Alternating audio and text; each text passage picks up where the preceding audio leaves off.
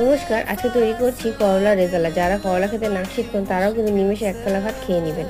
প্রথমে জল গরম করে তাতে করলা ও লবণ দিয়ে করলাগুলোকে ভাপিয়ে নেব। এরপর তেলে অল্প লবণ দিয়ে করলাগুলোকে ভেজে নেব। তারপর ফ্যাটানো টক দইটাকে ভালো মতো ফেটিয়ে তার মধ্যে কাজু, পোস্ত, চারমগজ বাটা, কিশমিশ বাটা, জায়ফল, জয়িত্রী ও গরম মশলার গুঁড়ো, 1 চামচ কেওড়া জল, 1 চামচ গোলাপ জল দিয়ে ভালো মতো মিক্স করে নেব। তারপর ভাজা করলার তেলেই অল্প ঘি দিয়ে তাতে এলাচ ও দারচিনি ফোড়ন দিয়ে মিক্সড করা পেস্টটা দিয়ে দিব। তারপর জিরের গুঁড়ো, ধনে গুঁড়ো, লবণ, লঙ্কার গুঁড়ো দিয়ে মিক্স করে ভাজা করলাগুলো দিয়ে দিব।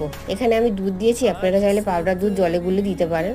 তারপর দিয়ে দিব চিনি, দিয়ে ভালো মতো নেড়ে চেড়ে নিলে কিন্তু তৈরি। আমার রান্না কিন্তু তৈরি হয়ে গেছে। এবার আমি ঢাকা দিয়ে দিব।